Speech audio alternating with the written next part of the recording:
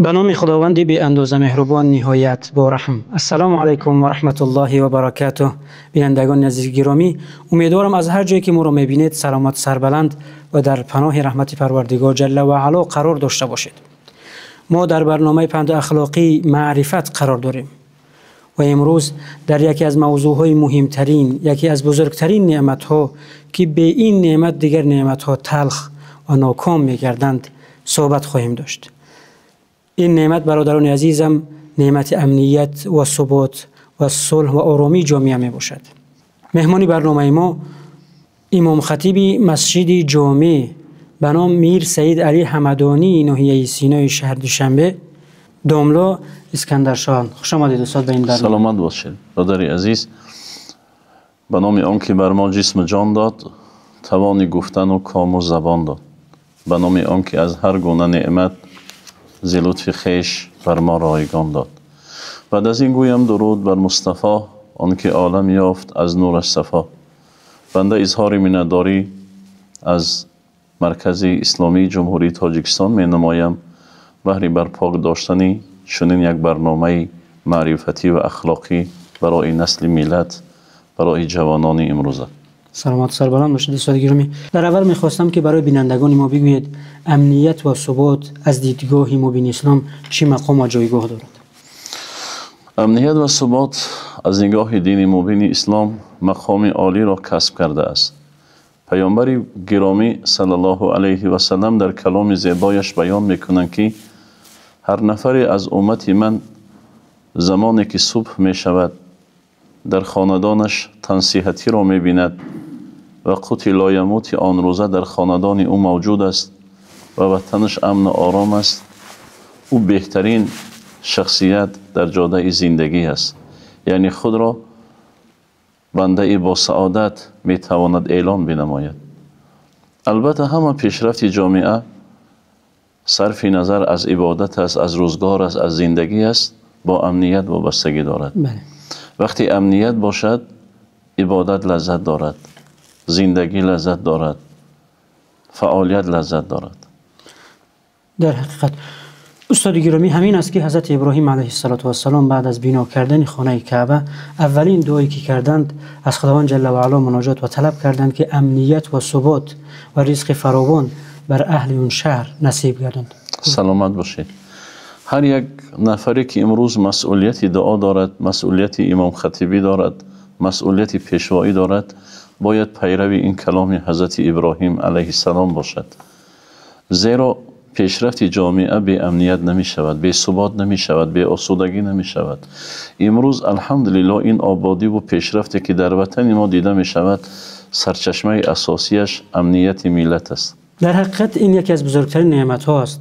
وقتی ما به قرآن نظر میکنیم استاد گرامی میبینیم که مفسرین و آنانی که امور قرآن را نگاه میکنند و می آموزند کلمه امنیت و هم معناهای آن را حساب کردند که در حقیقت در قرآن زیاده از 879 بار کلمه امنیت و امن و ثبات ذکر شده است. این خود گواه از آن است که چقدر نزد پروردگار جل و علا این نعمت بزرگ قدر منزلت و جایگاه زیادی دارد.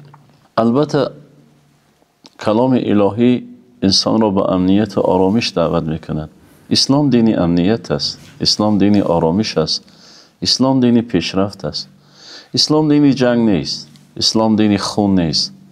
پرچم اسلام سبز خرمی است، پرچم اسلام سیاه نیست. و نفرانی که امروز از هر گوشه و کنار اسلام را به نام پرچم سیاه معرفی میکنند، این خطایی در خطاست. باید نسل امروزه بداند که اسلام مردم را با سعادت و زندگی آسوده هدایت میکند، به امنیت آرامش هدایت میکند. پس ما مردم را باید بفهمانیم که امنیت سرچشمه اش همین دین پاک است و همین زندگی پاک است و آسودگی این ملت هاست. چرا نعمت امنیت از بین هزارها و نعمتهای به حساب یکی از مهمترین، گرانترین نعمت حسابیده میشه؟ به خاطر آنکه اگر امنیت نباشد عبادت لذت ندارد، زندگی لذت ندارد، حیات لذت ندارد. این امنیت و آسودگی است که مردم آزادانه در عبادتگاه ها و عبادت مشغولند. دانشجویان با آسودگی و طلب علم مشغولند. کارمندان در اداره ها توسط امنیت و آرامش و ایجادیات و با فعالیت خوبی پیشرفت ملت ها موجود است مشغولند که این سرچشمهش از امنیت و آسودگی است. اگر امنیت نباشد، اگر آسودگی نباشد، نه علم پیشرفت میکند، نه عبادت لذت پیدا میکند، نه کشورها آباد میشوند. در حقیقت همین جمله حضرت عمر در یادم آمد، در خاطر آمد که میگوید اگر محبت به وطن نمی بود، در حقیقت همه سرزمین ها بسیار ناکامی ها و خرابزار ها تبدیل می یافتند. بله، وطن این عالی‌ترین کلام مقدس است که در دین مبین اسلام جایگاه عالی دارد. بزرگ می‌فرماید آهن به گزاختن زر نشود، 100 نامه بر زاغ کبوتر نشود. خاکی که از آن گوهر و طلا ریزد، بر خاک وطن هیچ برابر نشود. هر یک نفری که وطنش دوست بدارد، به قدر آب و خاک وطنش برسد، او سعادتمندترین فرد در جامعه است. مولانا حکایت میکنند که یک پرنده زیبای در لب دریا ناله میکرد. از او دوستانش پرسیدند چرا ناله میکنی؟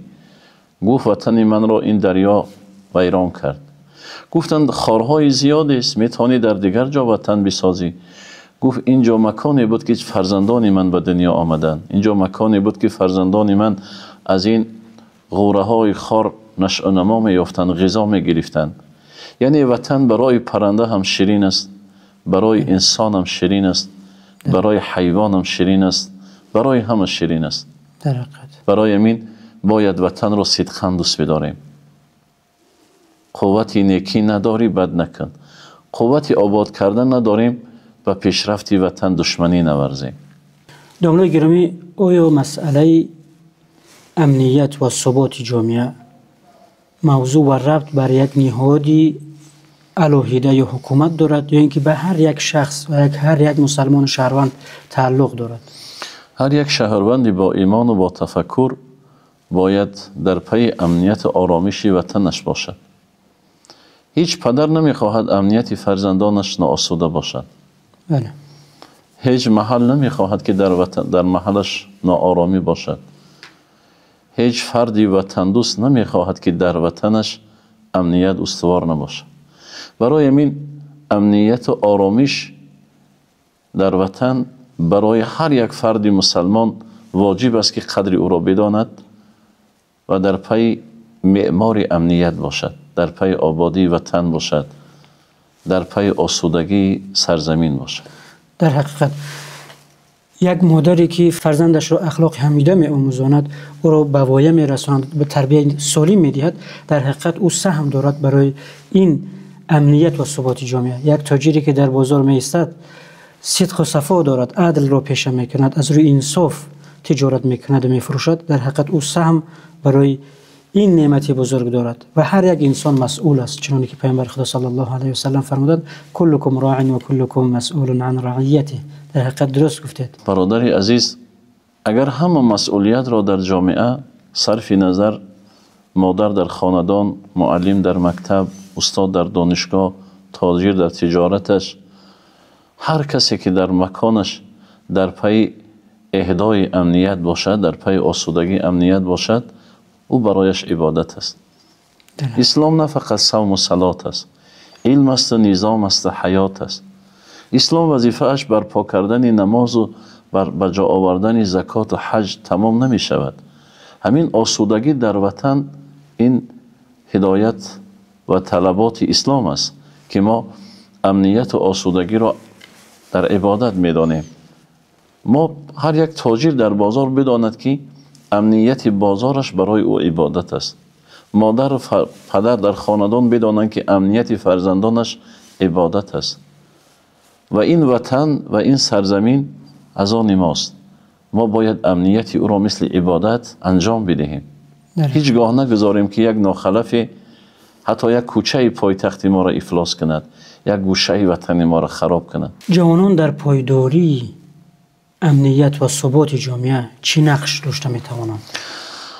جوانان و نسل سازنده این ملت که پیشوای معظم این ملت جوانان را آینده این ملت بیان داشتند، امنیت و آسودگی را با طلب علم میتوانند به راه بمانند. وقتی جوان محبت به کتاب آمد، محبت به استاد آمد، درک میکند که این وطن برای او عزیز است و این سرزمین برای او قیمت ترین است. زیرا مکتب امن و آرامش را از کنار مادر می آموزد جوان. بزرگ می فرماید مادر سرآمد کل زندگی انسان است. مادر مدرسه است، مادر مکتب است. وقتی فرزند جوان از مکتب مادرش امنیت و آرامش را پیدا کرد، مادر نصیحت مادر را گوش کرد که بچه جانم دروغ نگو، به مال جمعیت ضرر نرسان، محبت به کتاب و به علم و به دانش داشته باش، این هدایت یک مادر برای فرزند است. و هر یک جوان بداند که یگانه کسی برای او غمخوار است همون مادر است. و امنیت و آرامش را جوان باید توسط علم، توسط دانش پیدا کند.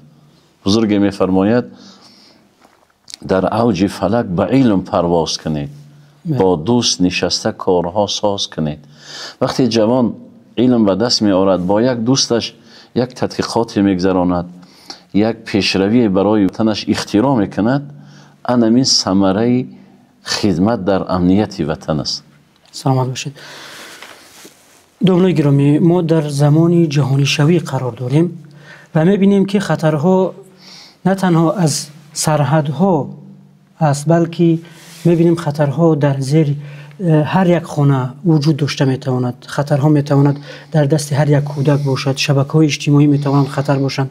دشمنان و بدخواهان ملت و بدخواهان مسلمانان با وسیله شبکه‌های اجتماعی کوشش مینمایند که فکر و مفکوره جوانان را ناپاک و ناسالم و آنها را ضررناک بگردانند. شما چی میگویید در این موضوع؟ بهترین پیشنهاد، بهترین گفتار را بیان کردید، بهترین سوال را افشا نمودید. امروز مسئولیت پدر و مادر در تربیت این فرزند باید چند باشد؟